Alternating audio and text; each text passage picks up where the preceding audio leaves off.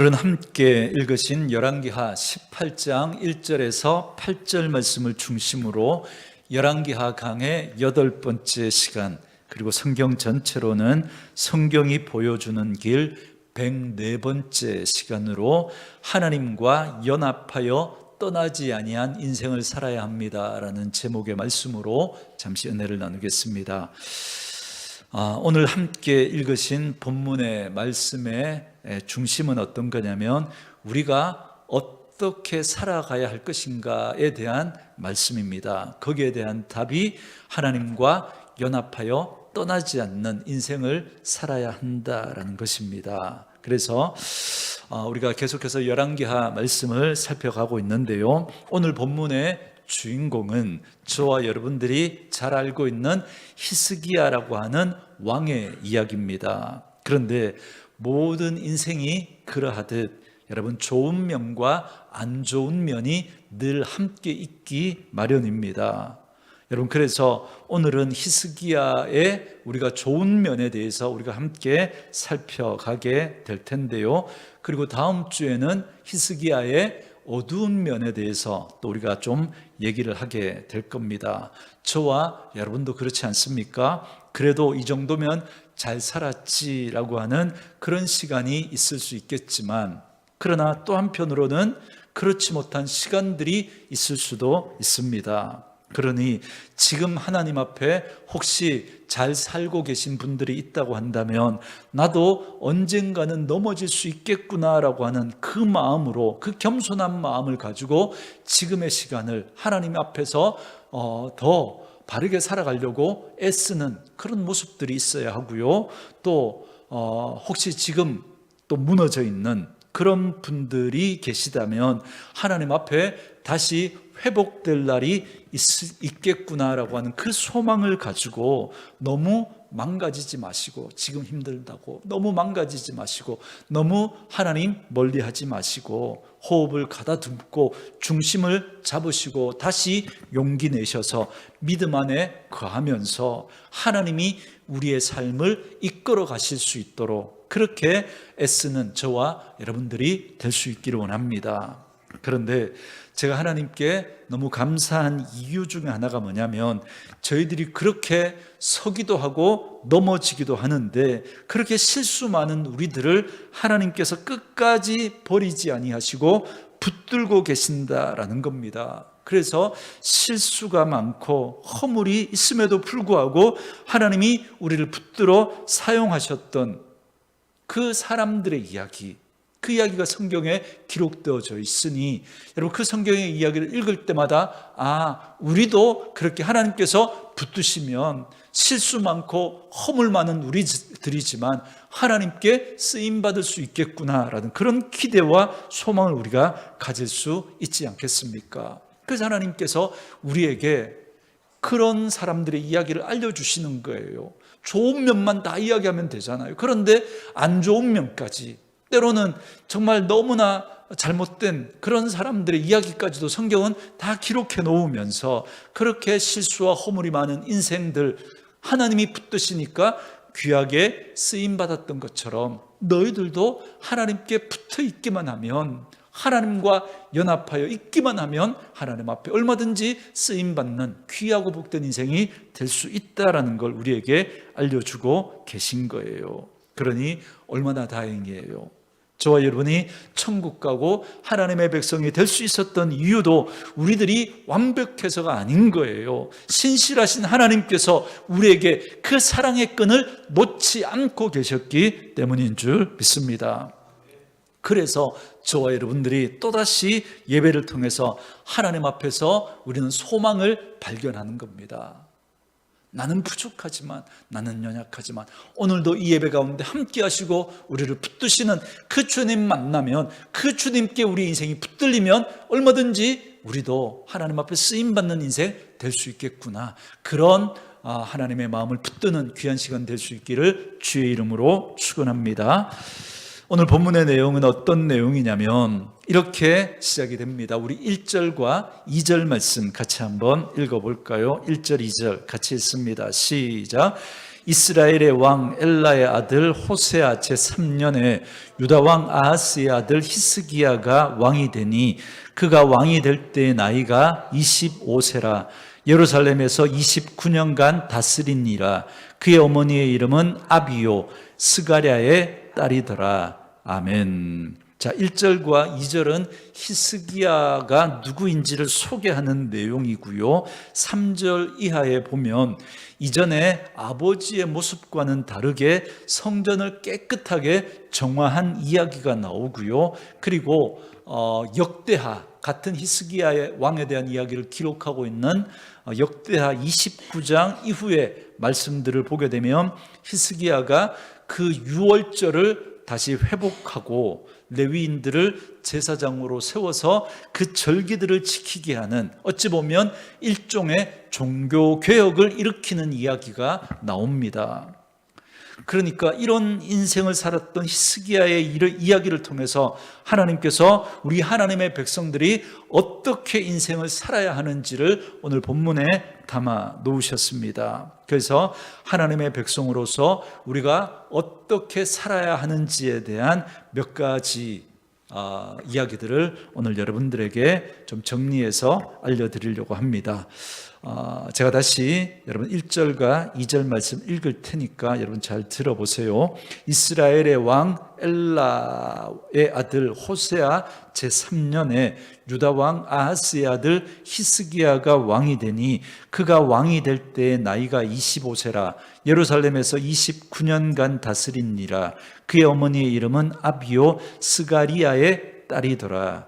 아멘. 첫 번째 말씀은 이겁니다.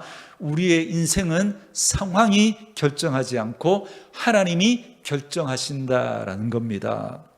왜 제가 여러분 1절, 2절을 읽으면서 이 대지를 뽑았느냐면 1절에 히스기야를 설명하면서 하나님이 누구의 이름을 같이 담아 놓았냐면 이스라엘의 왕 호세아의 이름을 여러분 함께 담아 놓았기 때문입니다.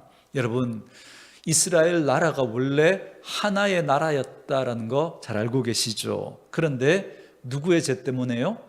솔로몬이 우상을 섬긴 그 죄 때문에 그의 아들 르호보암 때 나라를 둘로 나누십니다. 북쪽의 나라의 이름이 뭐예요? 이스라엘. 남쪽은요, 유다라고 하는 나라로 갈라집니다. 그런데 다윗 왕에게 하나님께서 왕권을 약속하셨죠. 네 왕권은 견고하게 계속될 것이다. 그렇게 약속해 주셨는데, 그런데 그 다윗의 왕권을 계승하며 이어가는 나라는 어느 나라예요? 북쪽 이스라엘이에요? 아니죠. 남쪽 유다가 다윗 왕의 왕권을 계승합니다. 북쪽 이스라엘이 10지파로 훨씬 더 큰 나라였지만, 그러나 다윗의 왕권을 이어가는 나라는 남쪽 유다였습니다. 그래서 남쪽 유다는요, 아버지 왕이 죽으면 그의 아들이 자연스럽게 그 왕위를 이어서 물려받습니다. 거의 대부분 그렇게 왕위가 이어집니다. 그런데 북쪽 이스라엘은 처음부터 하나님을 떠나서 이렇게 나라를 세웠거든요. 그렇기 때문에 북쪽 이스라엘은 끊임없이 피해 혁명, 쿠데타가 계속 일어납니다. 왕이 있는데 그 밑에 힘 있는 사람이 그 왕을 죽이고 자기가 왕이 돼요. 왕권을 찬탈하는 거죠. 그래서 새로운 왕조가 세워집니다. 그런데 이게 얼마 가지 못하고 또 힘 있는 사람이 그 왕을 죽이고 또 자기가 왕이 됩니다. 그래서 얼마 이어지지 못하고 또 쿠데타가 일어나고 또 쿠데타가 일어나고 계속 피해 혁명이 거듭되면서 나라가 결국은 망하게 돼요. 여러분, 심지어 여러분 그 시므리라고 하는 사람은요, 자기가 섬기던 왕을 죽이고 왕권을 빼앗았습니다. 그런데 며칠밖에 못 가요. 일주일.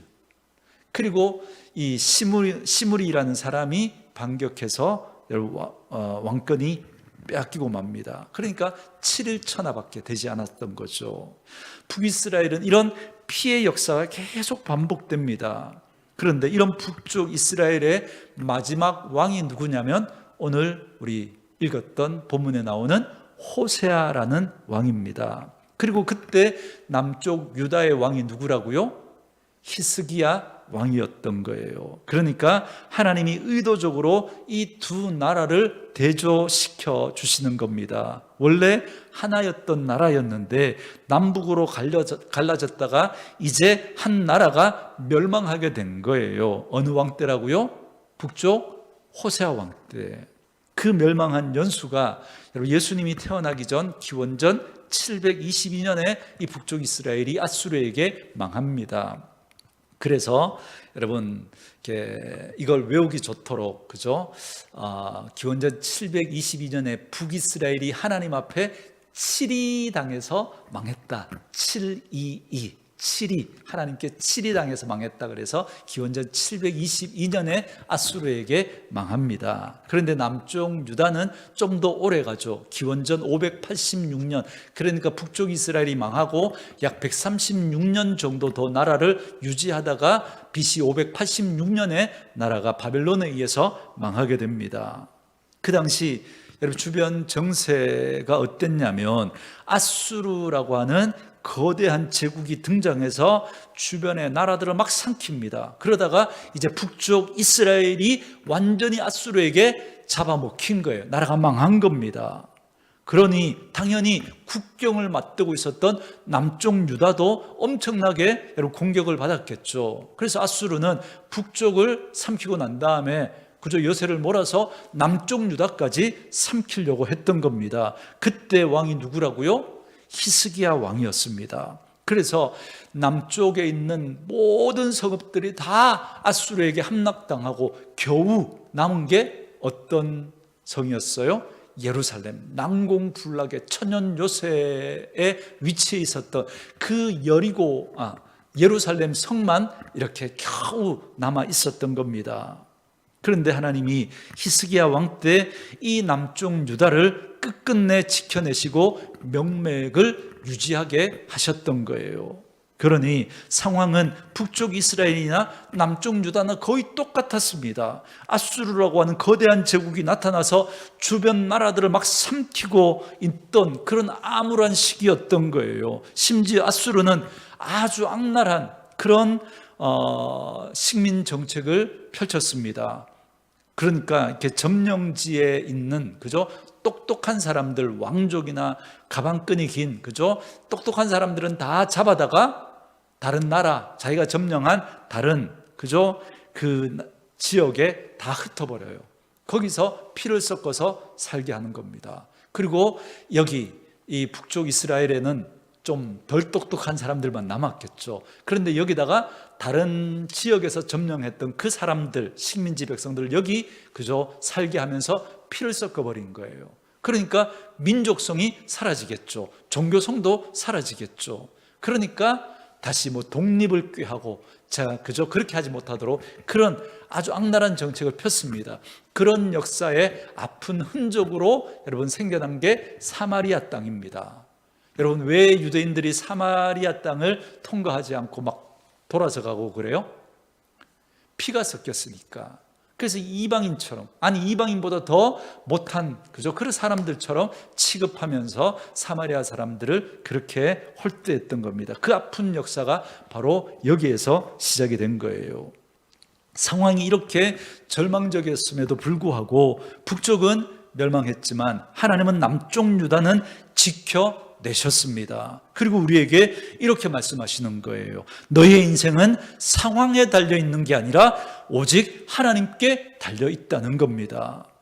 여러분 요즘 우리도 세상을 바라보면 경제적인 상황이나 정치적인 상황이나 국제적인 상황을 바라보면 내 인생이 이 환경에 따라 결정이 되는 거구나 그런 마음이 듭니다. 그래서 이런 상황 속에서 내가 어떻게 해야 되나? 어떤 줄에 서야 되나? AI 시대 정말 세상이 어떻게 바뀔지 모르는데 이런 시대 우리는 어떻게 살아야 하나? 우리 자식들은 어떻게 공부시켜야 하나? 어느 대학을 보내야 하나? 이런 것들 그죠? 생각하면 불안하고 초조하고 염려가 되죠. 그런데 오늘 하나님은 본문에서 똑같이 아수르에게 공격을 받았어도 하나님을 경외하는 유다는 하나님이 지켜내셨다라는 사실을 우리에게 보여주십니다. 그러니 우리의 인생도 환경에 따라 결정되어지는 것이 아니라 우리가 섬기는 그 하나님에 의해서 우리의 인생이 결정되어진다. 우리의 인생은 그 하나님의 손에 달려있다라는 걸 말씀해주고 계시는 거예요. 그러니 여러분, 절대로 환경이 우리의 인생을 결정하지 못합니다. 오직 하나님이 우리의 인생을 결정하시는 줄 믿습니다. 그러니 오늘 이 자리에 오기 전까지 우리 마음을 불안하게 만들고 흔들어 놓았던 그런 세상의 소식이나 그런 환경들이 있다면 다시 숨을 깊게 쉬고 여러분 결단하십시오. 아닙니다. 하나님, 내 인생은 환경이 결정하는 것이 아니라 하나님이 결정하시는 줄 믿습니다. 하나님이 내 인생의 주권자이십니다 라고 하는 이 믿음의 고백과 결단이 저와 여러분에게 있기를 주의 이름으로 축원합니다. 사실 히스기야가 처한 환경은 가정적으로도 최악이었습니다. 여러분, 유다 왕 중에 가장 악한 왕이 누구냐면 아하스라는 왕입니다. 그 아하스의 아들이 히스기야예요. 여러분, 열왕기하 16장 3절과 4절 제가 시간 관계상 읽지 않겠는데요, 아하스는 유다 왕이면서도 하나님을 버리고 여러분 북쪽의 여러 왕들처럼 가증한 우상 숭배의 길로 갔던 사람이 아하스입니다. 여러분, 성전의 제사 제도와 제사장을 자기 마음대로 바꾸고 푸른 나무 아래마다 이방 제단을 만들었습니다. 심지어 자기 아들을 불 가운데로 지나게 하는, 이게 인신제사를 말하는 거거든요. 그러니까 하나님이 금하셨던 그 아들을 불태워서 죽여서 제사로 드리는 그 인신제사까지 서슴지 않았던 왕이 누구냐면 이 아하스라고 하는 왕입니다. 여러분, 역대하 28장 24절에 보면 아하스가 하나님의 전에 기구들을 모아다가 다 부수고, 그러니까 이 예배당 안에 있는 그런 집기들을요 다 부수고 여호와의 전 문을 아예 걸어 잠궈 버렸습니다. 예루살렘 구석마다 다른 제단을 쌓고 산당을 세워서 하나님을 극도로 진노하게 만들었던 왕이 누구냐면 히스기야의 아버지 아하스였습니다. 그러니까 여러분, 예배당 문을 완전히 닫아버리고 누구도 예배하지 못하게 하고 하나님의 이름조차 꺼내지 못하도록 만들었던 악한 아버지가 아하스였고, 그 아버지 밑에서 히스기야가 태어났던 겁니다. 정치적으로는 아수르라고 하는 제국이 주변의 여러 나라들을 막 삼키고 있고, 그래서 나라는 망하기 직전이고, 가정적으로는 아버지가 온 나라에 우상을 만들어서 영적인 질서를 완전히 다 무너뜨려 버리고 정말 어두운 시기였던 거죠. 도대체 인생을 어떻게 살아야 되나 싶을 여러분 그런 마음이 드는 그때에 하나님은 그 짙은 어둠 속에서 한 줄기 빛을 만들어내셨는데, 그 빛으로 쓰임받는 사람이 누구냐면 바로 히스기야 왕이었던 거예요. 부정의 시대에, 메마르고 어두운 시대에도 하나님이 꼭 찾으시고 쓰시는 사람이 있는 줄 믿습니다. 사람들은 흔히 남들은 다 그렇게 사는데 굳이 나만 이렇게 살 필요가 있나? 세상이 이렇게 어려운데 믿음으로 산들 그게 뭔 대수냐? 누가 알아주냐? 주변에 보니까 예수 믿는다고 하는 그분들도 다 그렇게 사는데 나만 그렇게 살 이유가 있나라고 하는 그런 생각이 여러분 들고, 그래서 우리는 환경에 쉽게 동조하기 쉽습니다. 그러나 하나님은 그렇지 않다라고 하는 이야기를 히스기야 한 사람의 이야기를 통해서 우리에게 증명해 보이시는 겁니다. 오늘날 우리도 하나님 앞에 무릎 꿇고 말씀 속에서 길을 찾기보다 다른 세상적인 방법들이 더 빠른 것 같고 더 지혜로운 것 같고 더 성공하는 것처럼 보이는 그런 시대 속에 우리가 살아갑니다. 여러분, 그렇지 않습니까? 사람들이 요즘 얼마나 계산적인지 몰라요. 예수를 믿어도요, 여러분 예전에는 개척교회 일부러 찾아가서 자기가 교회를 이렇게 세워보겠다고 그렇게 하는 분들이 계셨어요. 그죠? 우리 온누리 교회도 그런 마음으로 성도님들이 개척해서 목사님 모셔오고 그랬잖아요. 일부러 교회를 성도님들이 중심으로 교회를 개척하기도 하고, 그런 개척교회 일부러 찾아가서, 그죠? 교회를 이렇게 세우겠다고 하는 그런 분들이 있습니다. 그런데 요즘 그런 분들 찾기가 너무너무 어렵습니다. 여러분, 잘 갖추어진, 그죠? 그런 시설에서, 그죠? 여러 가지 좋은 환경에서, 그죠? 교회가 제공하는, 그죠? 교회에서 어떤 문화적인 혜택, 그죠? 이런 시설의 좋은 혜택들을 막 제공하거든요. 그래서 그런 교회에 가서 그런 거 다 누리고 편하게 신앙생활하면서 내가 교회를 위해서 뭔가를 헌신하기보다 교회가 내 필요들을 채워주는 그런 걸 기대합니다. 그리고 그런 교회를 찾아가요. 한편으로는 여러분, 어찌 보면 그런 마음 이해되기도 합니다. 사실 그게 자연스러운 마음 아니겠습니까? 그러나 그런 시대 속에서도 여전히 하나님은 지금도 정말 하나님 앞에 정말 헌신된 그런 사람들을 통해서 하나님의 일들을 이루어 가시거든요. 여러분, 우리 교회가 언뜻 보면요, 굉장히 그럴듯해 보이잖아요. 그죠? 땅도 넓고, 그죠? 교회도 밖에서 보면 좀 그럴듯해 보이고, 그죠? 그런데 막상 예배를 드리고 내막을 들여다보면 성도들도 별로 없고, 그죠? 교회 보니까 또 빚도 있고, 그리고 일꾼들도 부족하고, 정말 일할 사람은 별로고, 아이들, 그죠? 많이 있고, 성갈 일들이 한두 개가 아닌 것 같고, 그죠? 그래서 교회 생활 좀 오래 하신 분들은 딱 눈치가 빨라요. 그죠? 이런데 잘못 발들였다가 목사님한테 코 깨가지고 이거 빼도 박도 못하고 이거 고생 오지게 할 수 있으니까 등록하지 않는 게 낫겠다, 아마 이런 마음을 먹는 분들이 계신 것 같아요. 그래서 예배를 드리면서 참 이렇게 은혜를 받고 그러는데 이렇게 몇 번 드리다가 안 나오고 이제 그런 분들이 계십니다. 아마 더 이렇게 편하게 신앙생활 할 수 있는 그런 데 찾아가신 게 아닌가, 그런 생각들을 개인적으로 하기도 합니다.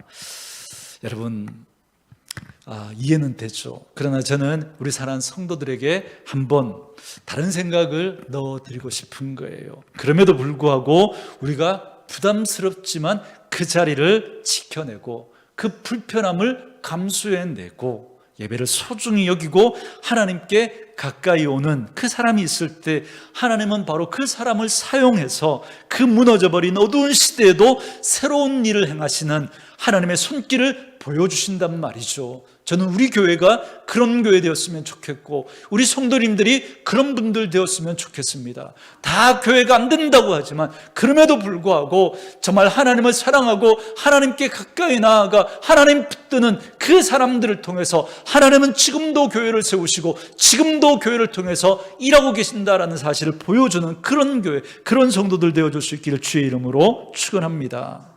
환경과 조건이 우리를 결정하지 못하도록 해야 합니다. 우리는 그 상황 속에서 하나님께 작게나마 쓰임받는 도구가 된다면 여러분 얼마나 하나님 앞에 여러분 의미 있고 귀한 것이겠습니까? 남들이 굳이 왜 그렇게 유별나게 믿냐라고 그렇게 말할지 모르지만 그러나 여러분 그 불편함을 감수하고 그 불편함을 믿음으로 선택해내는 저와 여러분 되어줄 수 있기를 주의 이름으로 축원합니다. 두 번째 말씀은 이겁니다. 우리 3절 4절 말씀 같이 한번 읽어볼까요? 3절 4절 같이 읽습니다. 시작. 히스기야가 그의 조상 다윗의 모든 행위와 같이 여호와께서 보시기에 정직하게 행하여 그가 여러 산당들을 제거하며 주상을 깨뜨리며 아세라 목상을 찍으며 모세가 만들었던 놋뱀을 이스라엘 자손이 이때까지 분향함으로 그것을 부수고 느수단이라 일컬었더라. 아멘. 한번 따라하겠습니다. 나부터 새로운 삶을 시작할 수 있습니다. 그렇습니다. 나부터 시작하면 되는 거예요. 여러분 히스기야가 만났던 상황과 배경은 참 나빴습니다. 우리 아버지가 성전을 폐쇄하고 우상을 섬겼으니까 난들 어쩔 수 없는 것 아니냐고. 지금 우리나라 상황이 너무 이렇게 위급하니까 나도 대충 그렇게 핑계대고 그렇게 앗수르에게 그죠? 그렇게 항복하고 뭐 그렇게 하면 되는 것 아니냐고. 여러분, 그렇게 해도 아무도 그렇게 말하지 못할 그런 상황이었단 말이죠. 그러나 그는 그 환경 때문에 자신의 삶을 포기하거나 단정짓지 않았습니다. 나는 이런 환경에서 자랐고 이런 상처를 받았으니 어쩔 수 없어 핑계대지 않았습니다. 나부터라도 하나님 앞에서 새로운 출발을 해야 되겠다. 내 자식에게는 이런 아픔을 물려주지 않겠다라고 그는 자기부터 새로운 삶을 살아가겠다고 그렇게 시작한 거예요. 그 결단이 위대한 종교개혁으로 이어졌던 겁니다. 여러분, 저는 저와 여러분들이 그렇게 살았으면 좋겠습니다. 정말 우리가 어떤 환경 가운데 있다고 할지라도, 다른 많은 사람들이 어떻게 타협하고 적당히 신앙생활 한다고 할지라도, 나만이라도, 아니 나부터라도 정말 하나님 앞에서 말씀 붙들고 하나님이 원하시는 믿음의 삶을 바르게 살아가겠다 결단하는 은혜가 있기를 주의 이름으로 축원합니다. 여러분, 믿음으로 산다는 건 늘 세상의 환경과 내 생각이 충돌하는 싸움입니다. 그때 내 생각과 환경의 조건을 가감히 끄집어내고 그 자리에 하나님의 생각과 하나님의 말씀을 채워넣는 것, 이게 진짜 믿음인 거죠. 여러분, 우리가 섬기는 하나님은 어떤 하나님이죠? 창조주 하나님이십니다. 여러분, 창조주 하나님은 없는 것에서, 무에서 유를 만들어내신 하나님이니까 여러분, 아무도 새 일을 만들어낼 수 없다고, 이젠 안 된다고 그렇게 말하는 그런 여러분 가운데서도 정말 하나님을 믿는 사람은 여러분 다른 말을 할 수 있어야죠. 하나님이 함께 하시면 얼마든지 새 일을 이룰 수 있다고, 다른 사람은 다 안 된다고 해도 얼마든지 할 수 있다고 말할 수 있는 사람, 그 사람이 여러분 믿음의 사람인 거죠. 우리 하나님은 광야에 피를 내시는 하나님이십니다. 그렇기 때문에 그 창조의 새로운 역사가 오늘 바로 나 한 사람으로부터 시작될 수 있는 줄 믿습니다. 오늘 본문 4절에 보면 히스기야의 개혁 중에 아주 충격적인 사건 하나가 등장하는데요. 여러분, 여러 산당을 부수면서 보니까 그 모세가 만들었던 놋뱀을 이스라엘 백성들이 아직까지 이렇게 섬기는 그죠? 이야기가 나옵니다. 그 놋뱀, 이게 언제 이야기예요? 광야 시절, 그 민수기의 21장에 보면 그죠? 그 이스라엘 백성들이 광야에서 하나님을 원망하다가 하나님이 불뱀을 보내서 물게 하시잖아요. 그래서 그 불뱀에 물려서 사람들이 이제 죽어가는데, 그때 모세를 통해서 놋뱀을 만들어서 장대에 높이 달아 세웁니다. 그래서 이야기하죠. 그 놋뱀을 쳐다보는 자마다 살겠다고. 그래서 그 놋뱀을 쳐다보는 사람들이 기적적으로 살아났습니다. 여러분, 하나님은 이 일을 통해서 뭘 알려주시려고 했던 거예요? 구약의 모든 사건은 다 그림자였죠. 그림자. 그러면 실체는 뭐예요? 예수님의 십자가인 거죠. 그래서 죄, 마치 그 불뱀에 물렸던 것처럼 죄의 저주 아래 죽어가는 인생들이 예수 믿고 그 예수님의 그 십자가를 바라보고 붙들면 죄 용서함 받고 영원한 생명을 얻는다라는 걸 우리에게 예표로 알려주신 겁니다. 그러니 하나님은 그걸 통해서 정말 하나님을 믿는 믿음으로 살라고 그렇게 그 사건을 하나님께서 그 사건으로 보여주신 건데, 사람들은 뭘 바라봤던 거예요? 놋뱀을 바라봤던 거예요. 놋뱀을. 그 놋뱀에 신기한 능력이 있는 줄 알고 그 놋뱀을 지금까지 그걸 바라보면서 그 놋뱀에게 분향하고 그렇게 섬기고 있었던 겁니다. 그게요 900년, 그러니까 모세 광야 시대부터 이 히스기야 때까지 거의 뭐 한 800~900년 되거든요. 그 시간 동안 그렇게 하고 있었던 거예요. 그렇게 오늘날 교회로 치면 그죠, 어떤 교회의 어떤 전통, 1000년 가까이 그죠, 막 내려왔던 전통이 있는 거예요. 그 전통을 처음 시작할 때 하나님의 마음은 그죠, 그때 마음은 정말 하나님을 향해서 이런 마음으로 했던 건데, 그건 온데간데 없고 마치 그것만 남아가지고 있는 것처럼 1000년 동안 지켜왔던 거예요. 그러니 여러분, 이거 깨부수는 거 어려워요? 쉬워요? 이거 깨부시는 거 무진장 어려워요. 무진장. 얼마나 저항이 많았겠습니까? 그런데 히스기야가 그걸 깨부숩니다. 그리고 그 놋뱀을 섬기던 그 놋뱀을 향하여서 뭐라고 선포했느냐면 느후스단이라고 그렇게 불렀습니다. 여러분, 느후스단, 여러분 각주 밑에 달려있죠. 뭐라 그래요? 느후스단, 그저 놋조각일 뿐이다, 이 말인 거예요. 그죠? 이거 너것들 뭐 염엄한 능력 있는 줄 알고 그렇게 섬기는데 이거 그냥 놋조각, 쇳조각에 불과한 거야, 이렇게 선언한 겁니다. 여러분, 기적과 능력은 놋뱀이라고 하는 도구에서 나오는 것이 아니라 오직 살아계신 하나님께로부터 나오는 줄 믿습니다. 그래서 누누이 말씀드리죠. 여러분, 신앙은 방법의 문제가 아니라고. 여러분, 어떤 분이 그저 일천번제로 그저 솔로몬이 기도응답 받았다 그러니까 자기도 일천번제 드리겠다고. 여러분, 그렇게 매번 예배 드릴 때마다, 그러니까 가정 예배 드리고 새벽 예배 드리고 뭐 수요 예배 드리고 뭐 금요 기도회, 주일 예배, 오후 예배 드릴 때마다 막 일천번제로, 일천번제 첫 번째, 두 번째 이렇게 하는 걸 제가 봤거든요. 여러분, 그 마음 너무 귀하죠. 뭐 그게 1,000번 드렸냐, 1,000마리 양을 한꺼번에, 그 문제를 떠나서 처음 그걸 그렇게 하셨던 분은 정말 하나님 앞에 정말 그 마음으로 했던 거예요. 그런데 누가 1,000번째 드렸더니 하나님 앞에 기도응답 받았다, 복 받았다 그러니까 이걸 방법으로 따라하는 분이 있어요. 방법으로. 그거 의미 없다는 거예요.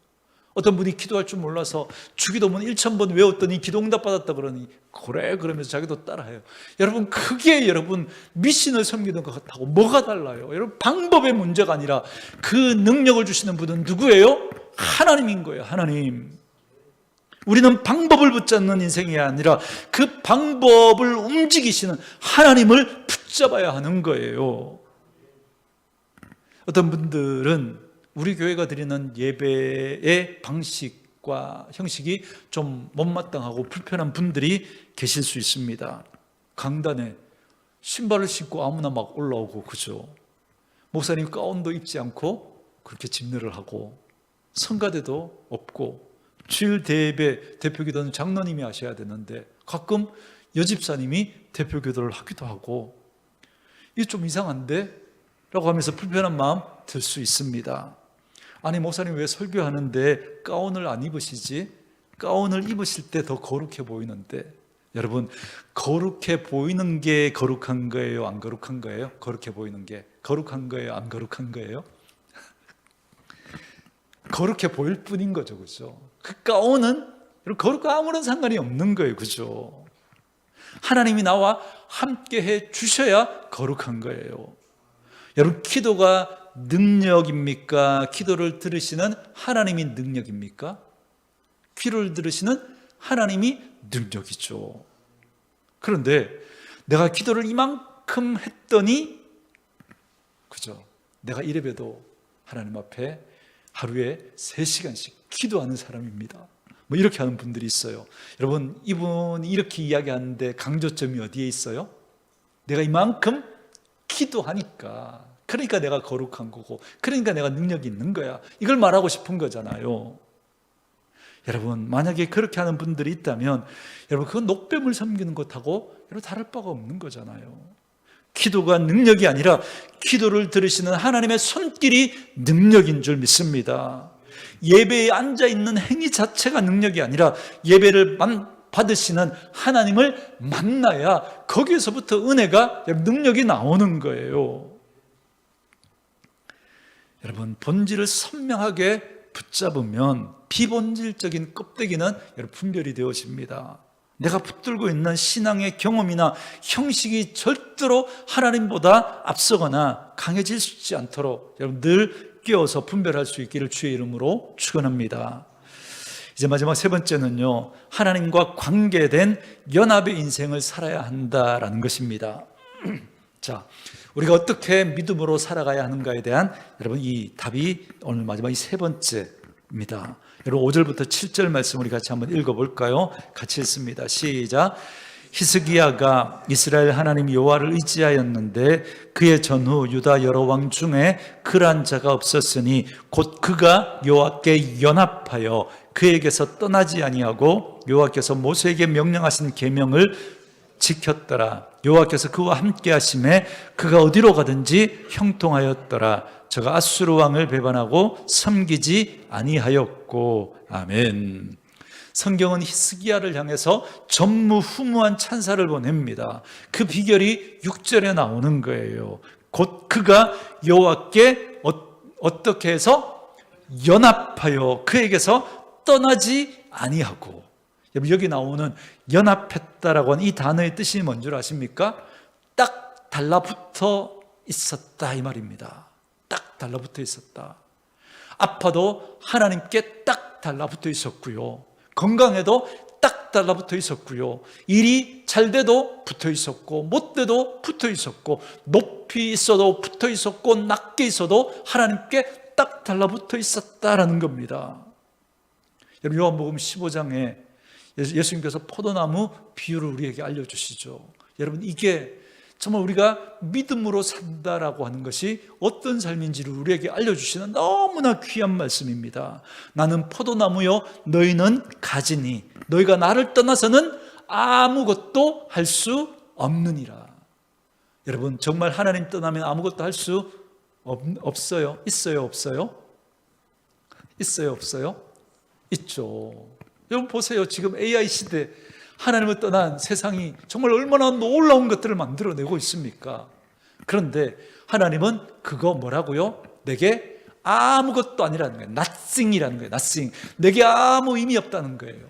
여러분 우리가 농담처럼 하는 게 있잖아요. 막 설쳐도 의미 없다 한 말이면 끝이잖아요. 그죠? 뭐 나를 위해서 뭐 해줘도 의미 없다 그러면 아무 의미 없는 거예요.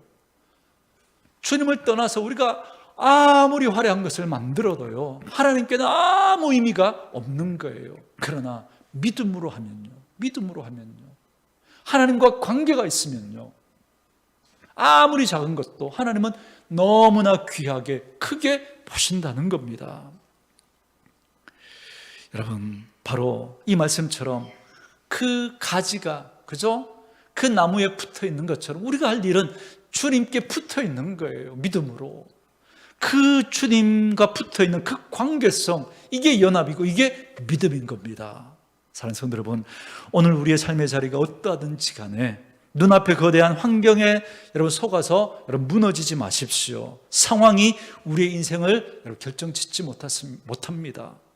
하나님이 우리를 붙드시면 어떤 상황 가운데서도 하나님은 우리를 다시 새롭게 회복시켜 주실 줄 믿습니다. 그러니 하나님 옆에 포도나무 가지처럼 꼭 달라붙어 있는 저와 여러분 될 수 있기를 바랍니다. 그리하여 세상에 헛된 노뱀을 가감하게 깨부수고. 여러분이 붙들고 있는 노뱀 뭡니까? 여러분 우리가 신앙생활하면서 붙들고 있는 노뱀일 수도 있고요, 하나님보다 더 의지하는 무언가가 있다면 그거 다 노뱀입니다. 과거에 지나간 그 모든 것들, 거기에 연연해 있는 것도 여러분 노뱀일 수 있습니다. 여러분 그건 그냥 흘려보내는 거예요.